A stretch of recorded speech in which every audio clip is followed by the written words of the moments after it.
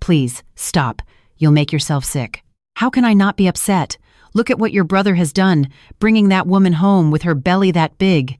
He's going to be the death of me.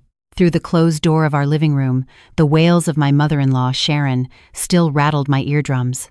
In my arms, my 3-year-old son, Leo, was pale with fright, his little arms locked tight around my neck. My husband, Ethan, opened the door to the master bedroom. His face wore a perfectly crafted mask of exhaustion and apology. "Ellie, it's a madhouse out there. Could you take Leo to your mom's for a couple of days? I'll come get you both as soon as I get this sorted out." I nodded, saying nothing. Through the crack behind him, I saw my brother-in-law, Kevin, sitting slumped on the sofa, head in his hands.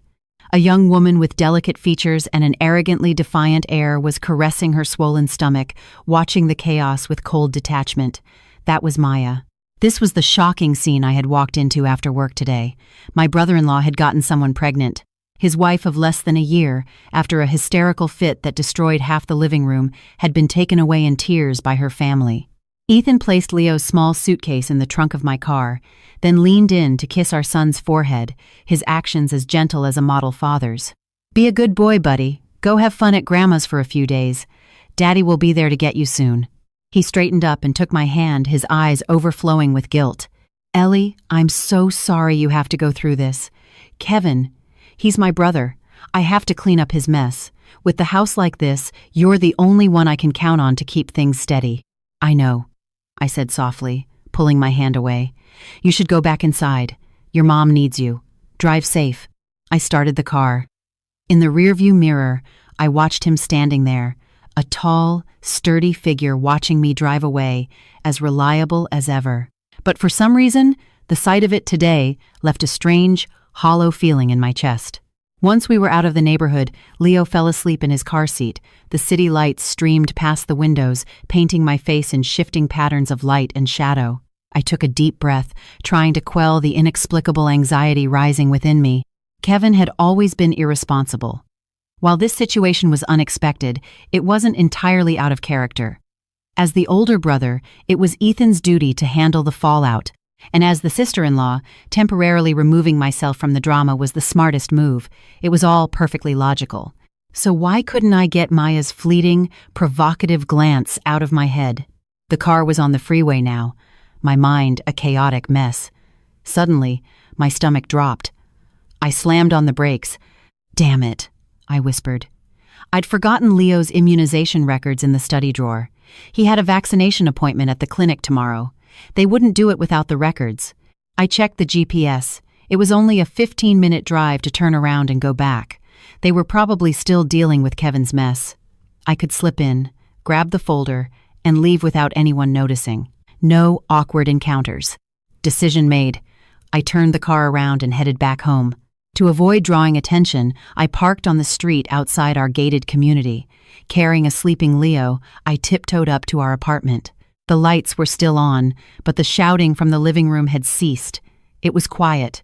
Relieved, I took out my key, but just as I was about to insert it into the lock, I heard my husband's hushed voice from inside, laced with impatience and a placating tone. "All right, stop crying. Isn't everything going according to our plan?" It was Maya's whimpering I heard next. My heart seized. I pressed my ear closer to the door. "But the way your mom and brother look at me, like they want to eat me alive." "Ethan, I'm scared." "What's there to be scared of?" "I'm here. Don't worry about my mom. Right now, she thinks the baby is Kevin's. All she wants is a grandchild. She'll get over it in a few days. As for Kevin, that loser thinks you just miscalculated your cycle. He's so stupid, he's easy to manipulate." My blood ran cold. Ethan's voice continued, now dripping with a smug cruelty. "You just stay here and focus on growing my son, nice and healthy. Once the baby is born, I have my ways of making that woman, Eleanor, leave with nothing. Then this house, this firm, everything, it will all belong to you and our son." The key slipped from my numb fingers, clattering softly on the welcome mat. The voices inside stopped abruptly. "Who's out there?" Ethan asked sharply. My body went rigid, my heart hammering against my ribs. I clamped my hand over Leo's mouth, praying he wouldn't make a sound in his sleep. A few seconds later, I heard the doorknob turn. I scrambled, practically falling over myself as I bolted for the stairwell and hid in the dark corner, not daring to breathe. The door opened. Ethan peered out, his eyes scanning the empty hallway. "See? No one. You're hearing things," he said, shutting the door. In the darkness, I leaned against the cold wall, shaking like a leaf in an autumn wind. A wave of nausea churned in my stomach. Leave with nothing. My son. So, this was all a performance. A vicious play directed by the man I trusted most, designed to strip me of everything I owned. And I, an award-winning screenwriter, was the last idiot in this B-rate drama to find out the truth. I don't know how I managed to carry Leo back to the car. The moment I shut the door, I collapsed over the steering wheel, dry heaving silently. There were no tears, only a bone-deep chill brought on by the ultimate betrayal. It was nearly midnight when I arrived at my parents' house. My mom, woken by the sound of the door, was shocked to see me standing there with a sleeping Leo, my face a wreck. "Ellie? What happened?" "Mom, something came up at Ethan's. I'm staying here with Leo for a few days," I managed, forcing a smile that felt more painful than a sob. My voice was raw. "I forgot his immunization records. We'll have to reschedule his shot." My mom took Leo from my arms, her face full of concern. She didn't press further, just sighed. "You're a grown woman, still so forgetful. Go take a hot shower. You look as white as a ghost." I nodded and went into the bathroom, turning the water on as hot as I could stand. The scalding spray washed over my body, but it couldn't warm the heart that had frozen solid inside me. I didn't cry. For a professional writer, emotions are tools, not masters. When a story deviates from the outline, the first step isn't to break down. It's to calm down, analyze the structure, find the plot holes, and then rewrite it. After my shower, I locked myself in my old bedroom, which now served as a study. On the shelves were the well-worn crime novels and psychology textbooks from my college days at NYU. I didn't turn on the light, sitting at the desk in the moonlight filtering through the window. I didn't need pen or paper. My mind was my most precise workshop. I began to break down the scene. I replayed the last hour in my mind, over and over. Ethan's attentiveness, Sharon's fury, Kevin's weakness, Maya's smugness. Every expression, every line of dialogue, every gesture became a slow-motion shot, dissected and analyzed. Before, I saw them as family, my vision clouded by a filter of affection. Now, I saw them as characters in my new script, and everything became crystal clear. The sky began to lighten. In my mind, I had constructed a clear character map and a plot outline. This wasn't a simple affair.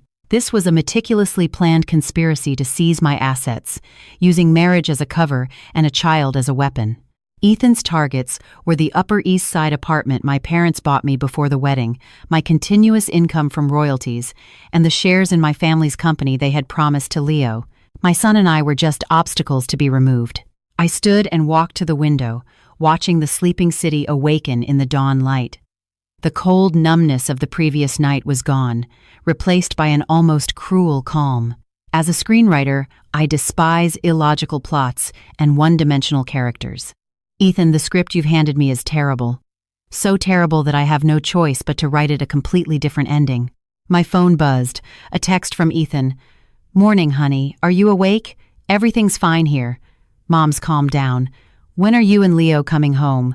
I stared at the words, a cold smile touching my lips. I called him back. "Ethan," I said, my voice deliberately thick with sleep. "My mom won't let us leave," she says. "She says your family's drama is too much. She's worried it'll scare Leo. She wants us to stay a few more days." There was a pause on the other end, then Ethan's gentle, helpless voice. "I understand. It's all Kevin's fault. But please, try to talk to her. We're a family. We can't just hide away. The house feels so empty without you." "I know," I said softly, my tone full of understanding. "Don't worry. I'll keep trying to convince her. Oh, by the way, could you check the top drawer in the study for Leo's immunization records? I think I forgot them." "Of course. I'll go look right now. Ellie, you're the best."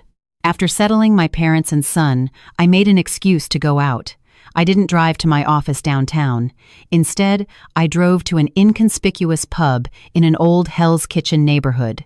In a quiet booth in the back, a man with a full head of white hair, but a sharp, energetic demeanor, was nursing a whiskey.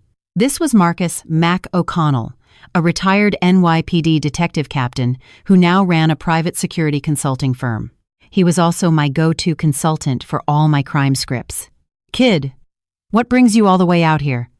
Mac said, gesturing for the bartender to bring me a drink. His eyes, cloudy with age but still sharp, swept over my face. "From the look of you, this ain't about a new script." I took a sip of the water the bartender set down. The cool liquid did little to chase away the chill in my heart. "Mac, this time, it might be more complicated than any script I've ever written. I didn't talk about my family. That was my rule, and a sign of respect for Mac. Instead, I used the language we understood best. I'm workshopping a new story. It's about a cuckoo in the nest." I looked him in the eye and spoke slowly. "In the story, the husband conspires with his mistress to steal his wife's assets. He gets his own brother to be the fall guy for the pregnancy. His plan is to wait for the mistress to give birth, then kick out his wife and their original child, securing both the inheritance and his own bloodline." Mac's hand, holding his glass, paused for a fraction of a second. He looked up at me, his gaze deepening. "That's one cold bastard of a protagonist," he said, his voice a low gravel. "And the situation is critical," I continued. "So, as the writer, I need to design a complete counterattack for the heroine. A plan that allows her to get back everything that belongs to her and ensures the villains are punished, all without breaking the law. And this plan, it needs the most detailed, reliable research to back it up." Mac was silent for a moment, then set his glass down. "All right, kid, tell me what kind of research you need." He got it.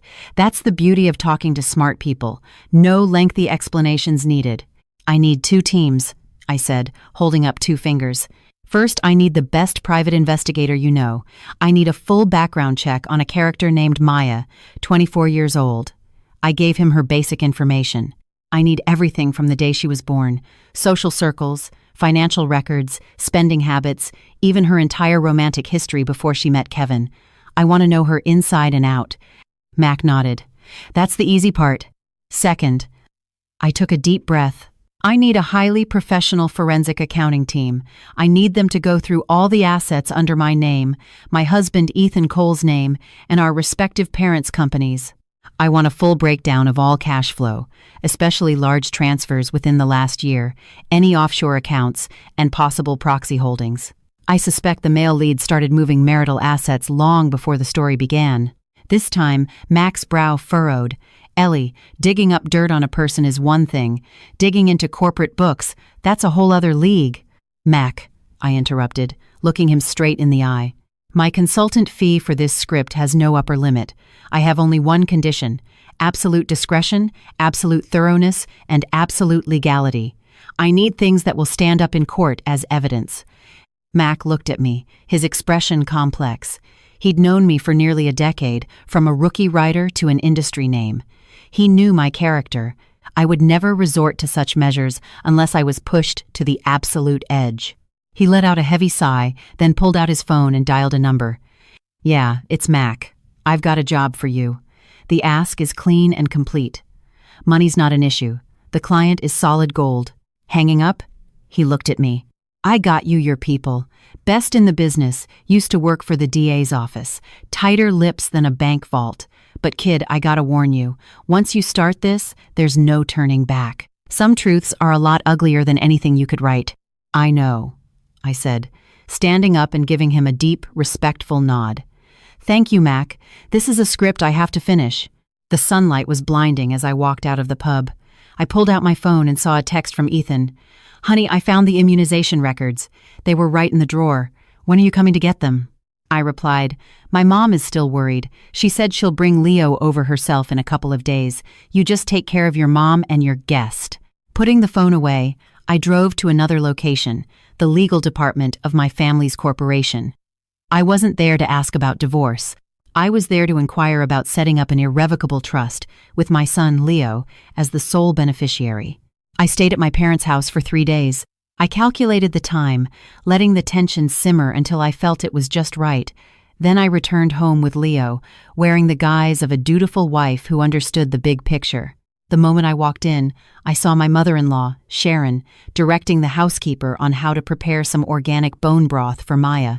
She froze when she saw me, then her face broke into an overly enthusiastic smile. She grabbed my hand, her grip so tight it felt like she was trying to crush my bones.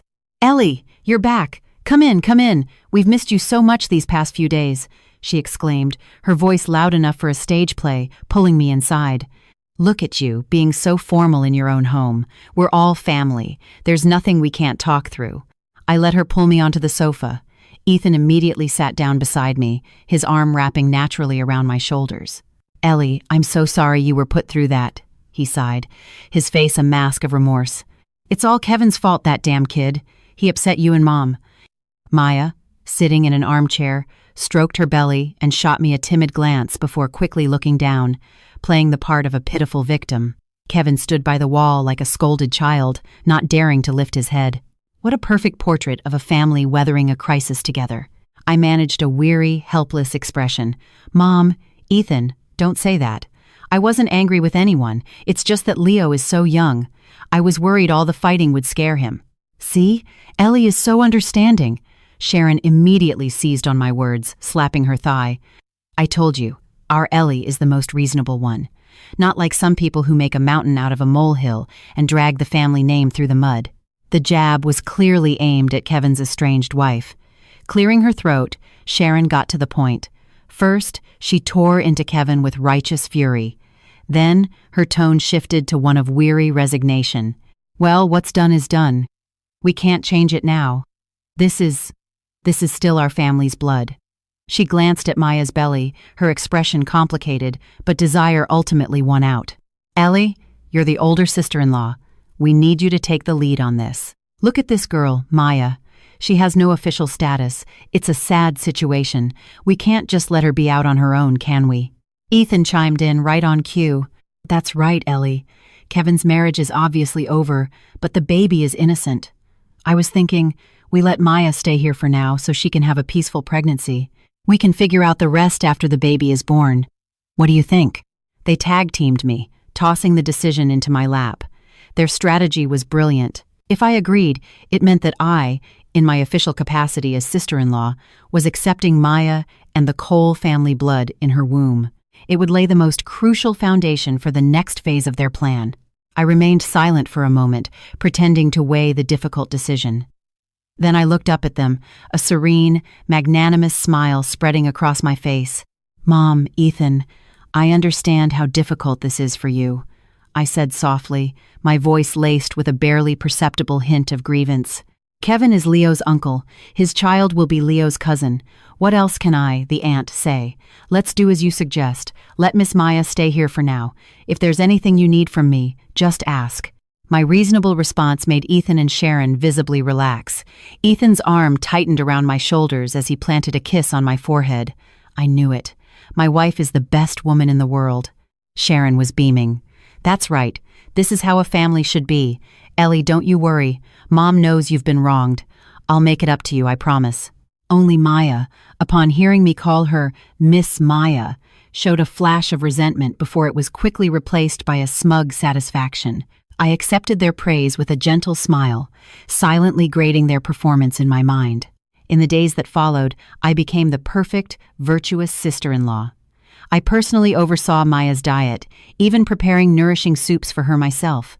I would accompany her on walks, chat about pregnancy tips, and show concern for her every need, so much so that even Sharon was full of praise. "Oh, Ellie, you're such a good person," Sharon would say, grabbing my hand. "Kevin is so lucky to have a sister-in-law like you." Ethan grew even more affectionate, bringing me small gifts every day when he came home from work. Our marriage seemed to have returned to the honeymoon phase.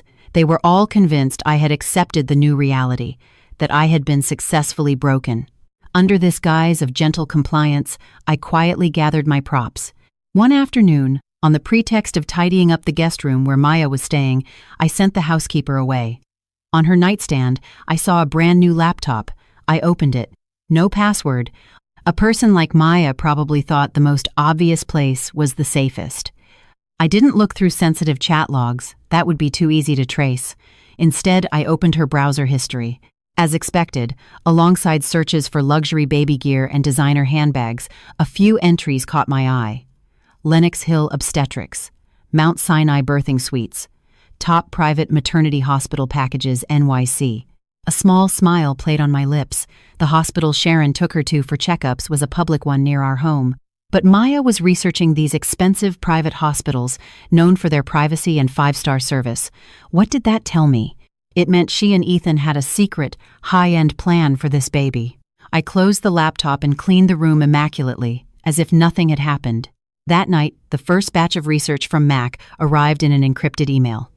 I locked myself in the study, put on my headphones, and opened the file. The report was exhaustive.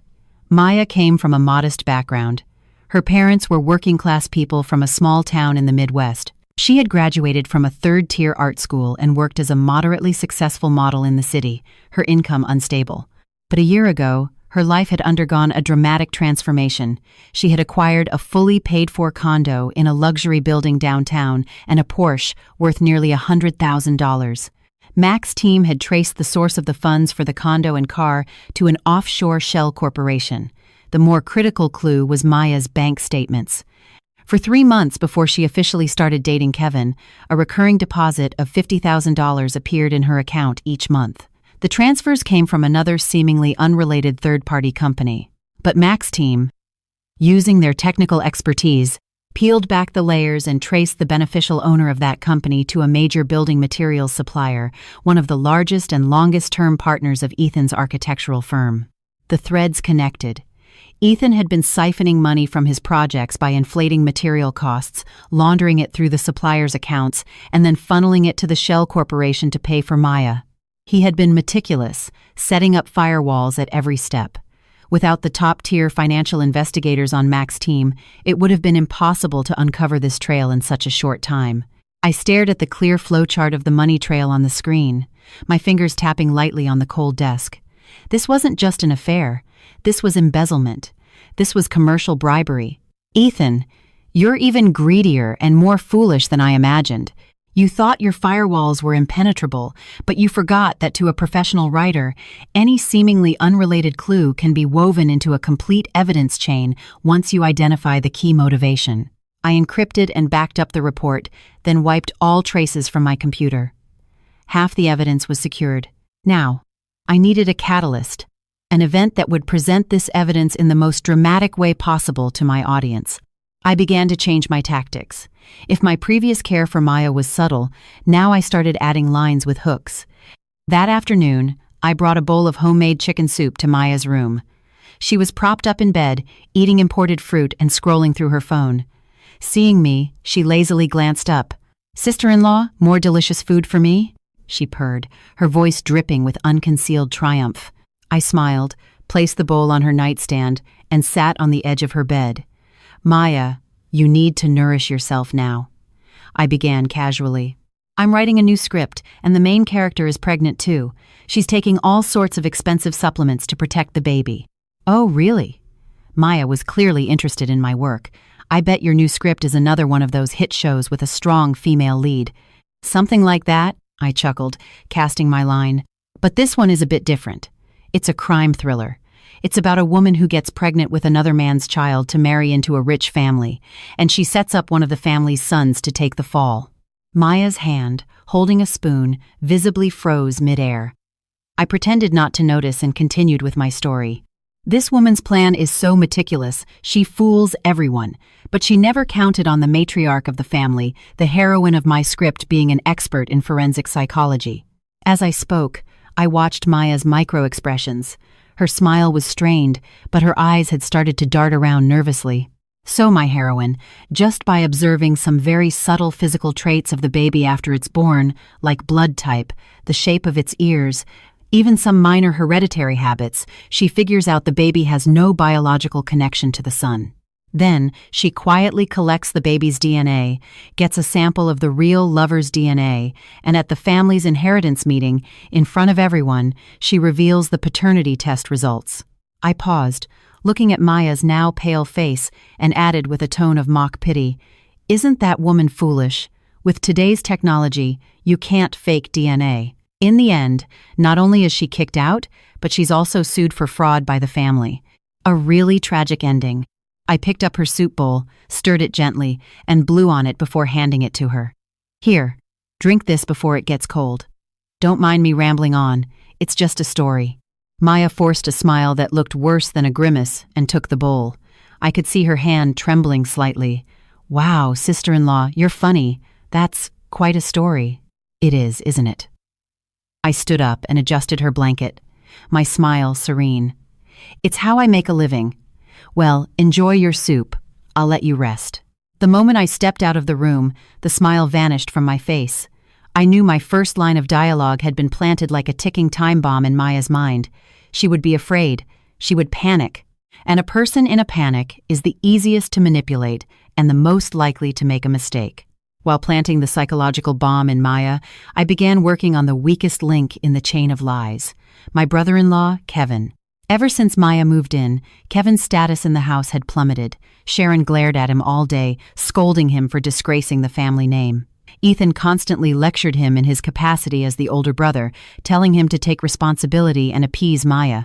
He was like a caged animal, frustrated and suffocating with nowhere to vent.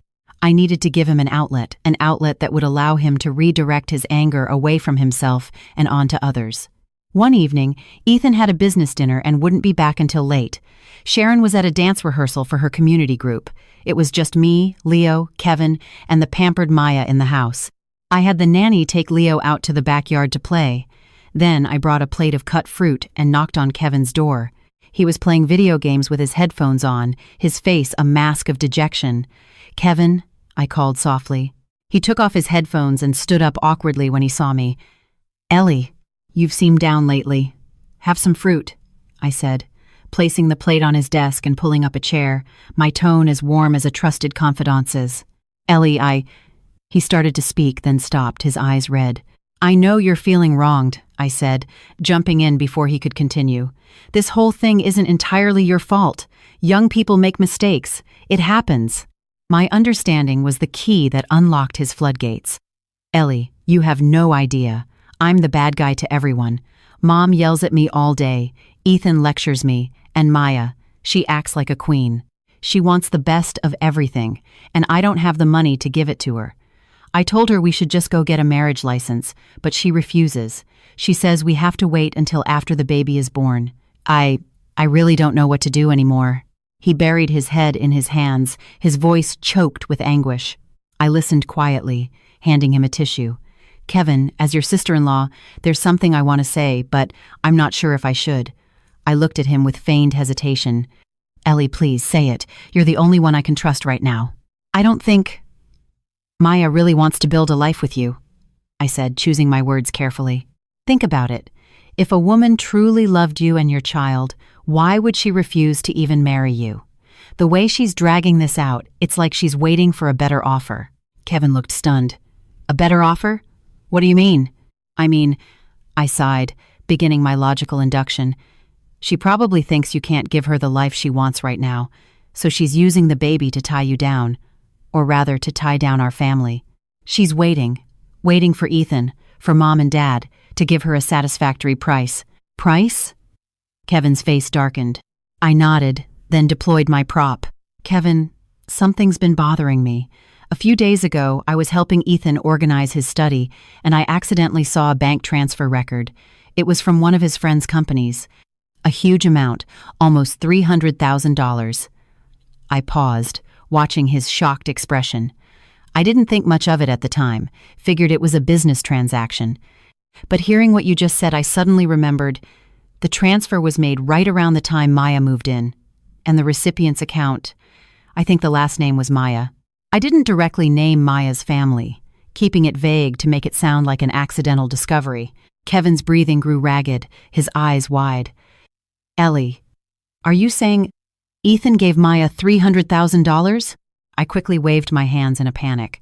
"Oh, don't jump to conclusions. I didn't say that. Maybe Ethan felt bad for you and wanted to help you out with Maya, so he gave you the money." The more I tried to deny it, the more convinced Kevin became. "Help me?" he sneered, his fists clenching. "If he wanted to help me, why didn't he just give me the money? Why go behind my back and secretly give it to her? Does he think I'm an idiot?" Once planted, the seed of suspicion would grow wildly in his weak and insecure heart. He would start to question if the baby was even his. He would start to question what role his own brother was really playing in all this.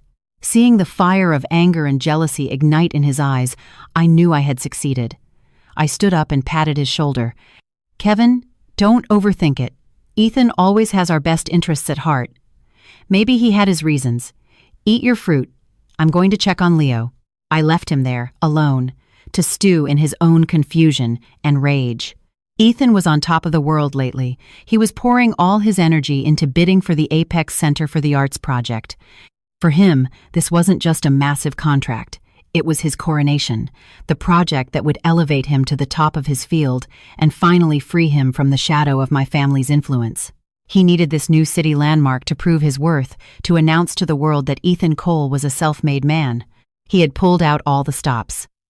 Through Mac's channels, I learned that he wasn't just working on the business front, he was also making plenty of moves behind the scenes. The ultimate decision-maker, the city's Deputy Mayor Thompson, had become the focus of his lobbying efforts. I had met Deputy Mayor Thompson once at one of my father's dinners. He was a stern, old-fashioned man who valued family ethics and personal integrity above all else. Rumor had it that he once sidelined a highly talented subordinate without hesitation because the man had an extramarital affair. This was Ethan's greatest vulnerability, and it was the stage I had meticulously chosen for his grand execution. As the bidding entered its final, heated stage, Ethan decided to host a high-end private cocktail party on the rooftop terrace of our penthouse. It wasn't just to show off his wealth and taste, but to project the perfect image of a successful man with a happy family.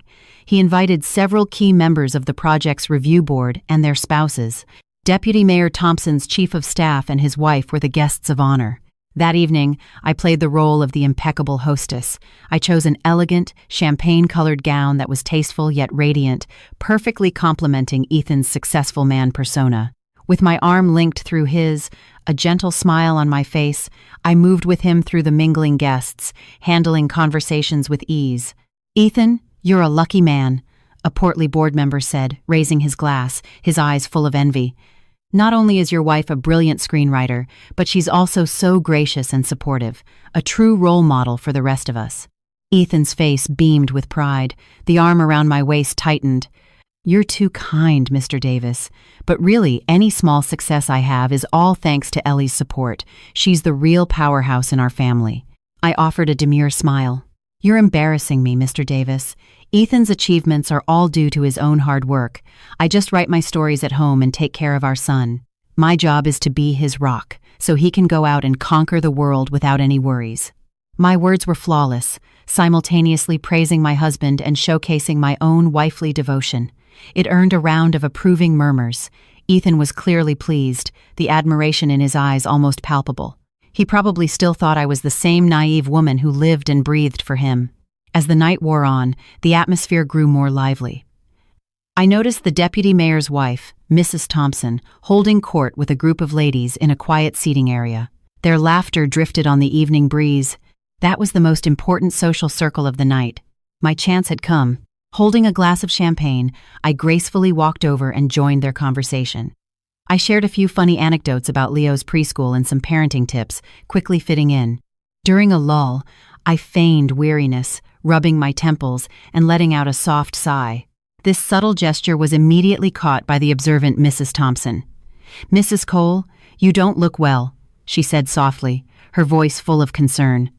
"Are you overworked these days?" I immediately looked flustered, as if I'd made a mistake.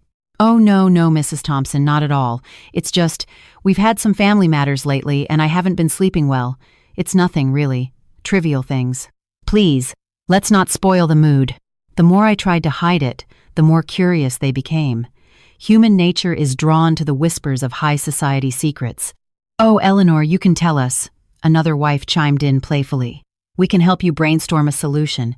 Your husband is doing so well in his career, you must be handling so much at home. It's bound to be stressful." Under their gentle probing, I finally relented, my voice low and troubled. "Honestly, it's nothing major, it's just a bit of family ugliness. I'm embarrassed to even say it." I sighed, casting a glance toward Ethan, who was laughing with a group of men across the terrace. "It's my husband's younger brother. He's young and foolish, and he got a girl pregnant. Now she's living with us, and my sister-in-law has moved out. Our home is in constant chaos." "Oh my, really?" one of the women gasped, her eyes shining with gossip. "I'm afraid so," I lamented, continuing my performance. "And my husband, he just has too big of a heart. He's so loyal. He keeps saying it's his responsibility as the older brother to clean up the mess. He's been running himself ragged trying to handle it, so much so that he can barely focus on this important project at work. He told me just the other day that if he can't resolve this, he'd be too ashamed to even face Deputy Mayor Thompson." I skillfully dropped the deputy mayor's name, adding weight to the issue. I try to tell him to let it go, but he insists that a peaceful home is the foundation for everything. How can you succeed at work if your family is falling apart? What can a wife do? I just have to support him and pray this whole mess gets sorted out soon so it doesn't affect his career. After all, the Apex project means everything to him. My speech was a masterclass in subtext. On the surface, I was defending my husband, praising his sense of responsibility and family values. But in reality, I had delivered several key pieces of negative information to this crucial audience.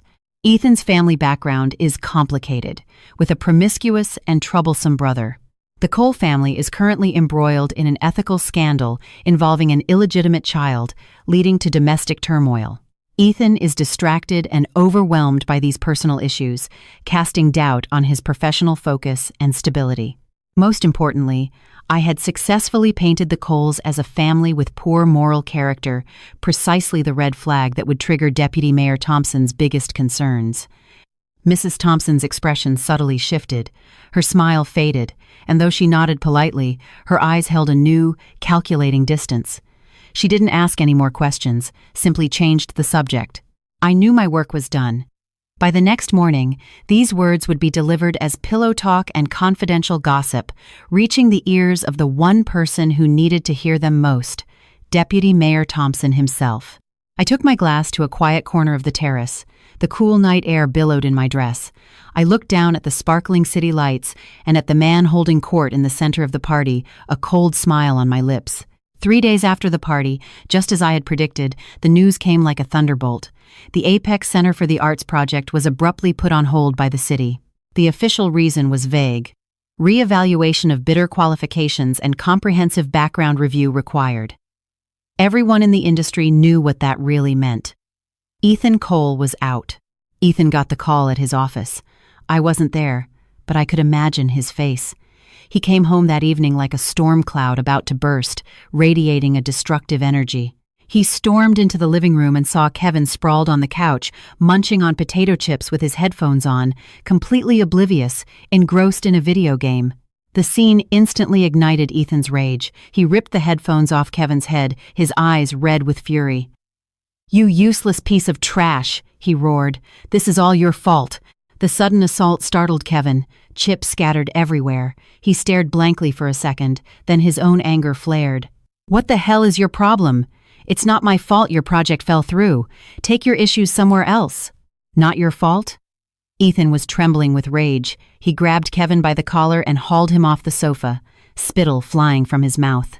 "If it wasn't for your disgraceful, humiliating mess, would Thompson's office have suddenly changed their minds? The whole city is laughing at our family. I'm telling you, Kevin, if I lose this project, you'll be the first person I deal with." Sharon rushed out of her room at the sound of the shouting. Seeing her sons at each other's throats, she immediately sided with her eldest. "Kevin, your brother is right. Look what you've done. Not only are you a failure yourself, but now you've ruined your brother's future. Are you trying to kill this whole family?"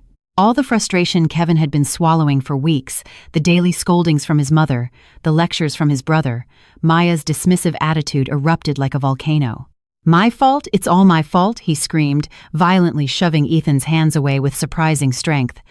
"All you do is blame me. Has anyone in this house asked me how I feel? Ethan, you look me in the eye and tell me that $300,000 you gave Maya, was that really for me? Are you telling me you didn't have another motive? What nonsense are you talking about?" Ethan's face paled, a flicker of panic in his eyes. "Nonsense?" Kevin laughed coldly, advancing on him like a cornered animal. "Fine. Then tell me why you gave her that much money behind my back. Tell me why that limited edition designer bag she has is the exact same one you brought back from your business trip last month. Don't tell me you bought that for me out of the goodness of your heart, too." Kevin hadn't been idle. The seeds of doubt I had planted had turned him into a secret observer, noting every suspicious interaction between his brother and Maya. Ethan faltered under the barrage of questions. "That?" I felt sorry for her. "I was helping you smooth things over." "What do you know? Smooth things over?" Kevin's laugh was even more mocking. "Does smoothing things over require buying her a $10,000 bag? Does it require the two of you to be locked in the study for hours when I'm not home? Ethan, do you take me for an idiot, or do you take this entire family for idiots?" Sharon was completely bewildered by this sudden turn of events, staring back and forth between her sons in shock. "Kevin, is what you're saying true?" "Ethan, what is going on?" Just then, the classical music playing from the Sonos speaker in the living room abruptly stopped. A man's voice, clear and distinct, filled the silence. It was Ethan's voice, impatient and promising, like the whisper of a devil. "All right, stop making a scene. As soon as I land the Apex project, I'll tell Eleanor it's over. You and our son are what's important. As for Kevin, that loser, I'll just give him some money to get lost. Everything this family has will belong to our son." The recording was from the day before. I had captured it using a miniature listening device hidden in a potted plant in the study while Ethan was on the phone with Maya. I had then used my phone to schedule it to play at this exact time. I had calculated that the project's failure would trigger a massive fight. I had calculated that this fight would bring all their resentments to the surface. And I had calculated that this recording would be the final, crushing blow, bringing the drama to its climax. The living room fell into a dead silence. The air was thick enough to cut with a knife. Kevin's face turned from red to white, then to a sickly green. He looked like a statue struck by lightning, slowly, mechanically turning his head to stare at the brother he had always worshipped, his eyes filled with the horror of looking at a stranger, an enemy. As for my mother-in-law, it was as if she had been struck by an invisible bolt of lightning. She trembled violently, her mouth agape, making strangled, gasping sounds. She pointed a finger at Ethan, the same finger that had so often caressed his cheek, shaking uncontrollably. Her golden boy, the vessel of all her hopes, had schemed against his own brother and planned to cast out the daughter-in-law she had just been praising. Ethan's expression was a spectacle. Shock, panic, disbelief all flashed across his face before settling into a deathly gray. He was a clown stripped naked on stage, all his lies and manipulations brutally exposed. He knew it was over. I descended the stairs slowly, my face a mask of shock and grief, as if I, too, had just heard everything for the first time. "Ethan, is what the recording said true?"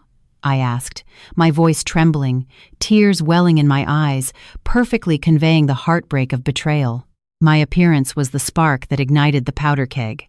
With a guttural roar, Kevin lunged at Ethan, all his pent-up rage exploding in a single, vicious punch to the face. "You're not human! You schemed against your own brother! I'll kill you!" The two men were on the floor, trading blows. The living room erupted into chaos. My mother-in-law could no longer stand it. Her eyes rolled back in her head, and she collapsed. "Mom!" I screamed, rushing to catch her limp body. The house had devolved into a madhouse, a scene from an out-of-control absurdist play. The wail of an ambulance siren cut through the quiet of our neighborhood. Sharon was rushed to the nearest hospital. After a series of urgent tests, the diagnosis came: a severe cerebral hemorrhage. She needed immediate brain surgery. The long corridor outside the operating room became a microcosm of our shattered family. Kevin sat slumped on a cold bench, like a puppet with its strings cut, staring blankly at the floor and muttering, "It's not real! How could this be real? It's all fake!" The shock had sent him into a complete breakdown. Ethan, his face bruised and his lips split, paced anxiously. His phone rang incessantly, calls from the office about the suspended project, calls from relatives demanding to know what happened. He was a wreck, all his former composure gone. I, in turn, played the part of the helpless, fragile wife, crushed by her husband's betrayal and the sudden family tragedy. I leaned against the cold wall, my shoulders shaking, not with loud sobs, but with silent, streaming tears. This suppressed grief was far more effective at garnering sympathy than any hysterical outburst. I knew that in moments of chaos, the first person to regain control dictates the narrative. I needed Kevin. I needed him to pull himself out of his stupor and become my sharpest weapon. I dried my tears, bought a bottle of water from a vending machine, and walked over to him. I pressed the cold bottle against the back of his hand. He flinched and slowly looked up. His eyes, once clear, were now a web of red. "Ellie," he rasped. "Kevin, pull yourself together.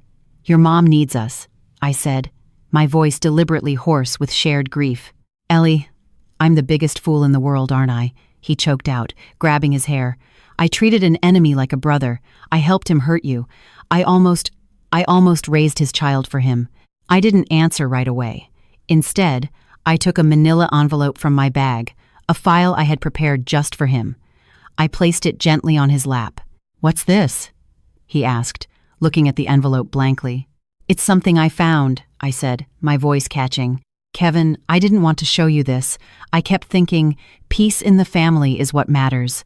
I didn't want to make things ugly.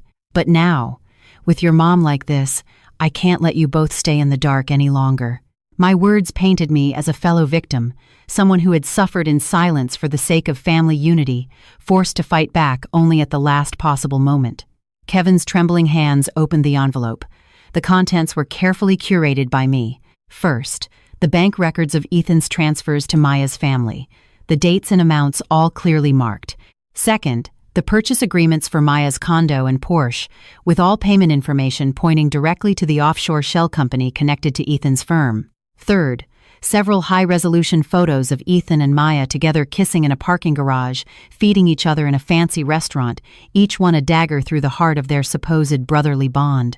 And the final fatal exhibit, a copy of Maya's patient file from a top private maternity clinic, obtained by Mac through his channels.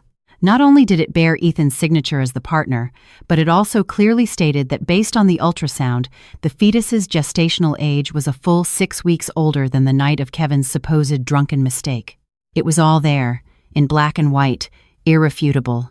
Kevin flipped through the pages, his hands shaking more and more violently.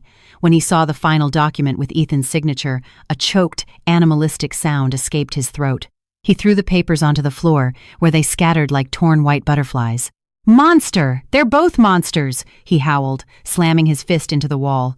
Blood trickled from his knuckles. I immediately knelt and calmly began gathering the scattered evidence, reassembling the file, and pressing it back into his hands. "Kevin," I said, gripping his shoulders, forcing him to look at me. My voice was clear and strong. "Now is not the time to fall apart. Your mom is in surgery. The firm is in chaos. You listen to me. You are the rightful son of this family. You are not useless. There are things you have to fight for now. Not for yourself, but for your mother in that hospital bed, and for the child you were deceived into believing was yours." My words were a shot of adrenaline to his collapsing psyche. I wasn't telling him to let go. I was stoking the fires of his revenge. For someone so utterly betrayed, vengeance was the only thing that could make him stand again. His eyes shifted from despair to a hard, cold fury. That was the look I needed. Just then, the light above the operating room door went out.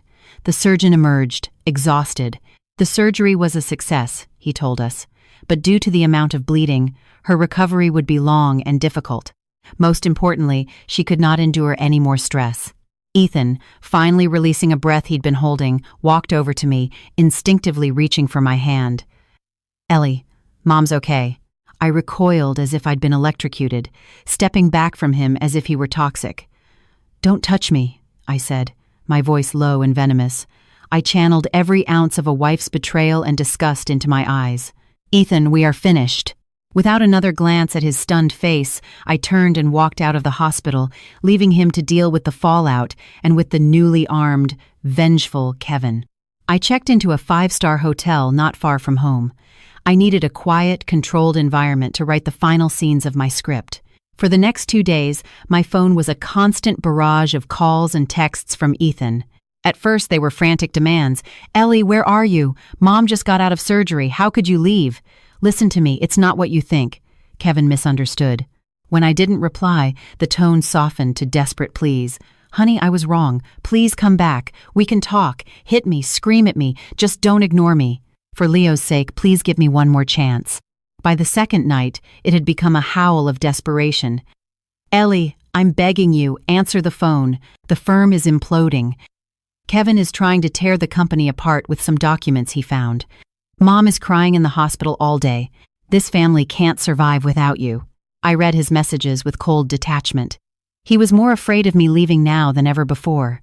With his mother incapacitated, his brother turned against him, and his career on the brink, I and my family's resources was his last lifeline. I would let him stew in that fear until his defenses crumbled completely. On the third night, as expected, my hotel room doorbell rang. Through the peephole, I saw Ethan's haggard face. He looked 10 years older, unshaven and hollow-eyed. I opened the door but blocked the entrance, my arms crossed. "What do you want to explain?" I asked, my voice dripping with scorn. "How long you've been with Maya? Why you used your own brother as a pawn? Or perhaps you want to detail your plan for how you were going to leave me with nothing?" Every word was a poison dart. He turned pale, his lips trembling. Seeing his pathetic state, I felt a twisted sense of satisfaction. Suddenly, he dropped to his knees in the hotel corridor. "Ellie, I'm sorry, I was wrong," he sobbed, clutching at my legs. "I love you. I've only ever loved you. It was Maya, that bitch. She seduced me. She trapped me with the baby. I was afraid of it affecting my career, our family." His performance was so clumsy, so utterly devoid of responsibility, it made me physically ill. "Ethan, save it," I said, kicking his hands away. "Your acting skills wouldn't even pass muster with my interns." My contempt seemed to sting what was left of his pride. His pleading face hardened into a venomous sneer. He got to his feet, wiping his face. "Eleanor, don't push me," he hissed. "You think I don't know?" Kevin's sudden rage. "Mom, hearing that recording. You orchestrated all of it. You're more cunning than I ever imagined." "You didn't underestimate me," I said calmly. "You never saw me at all." He laughed, a wild, unhinged sound. "Oh, I see you now. I see you for the cold, heartless woman you are.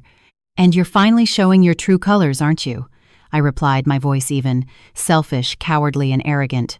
My calm infuriated him. He lunged forward, grabbing my wrist, his grip like a vice.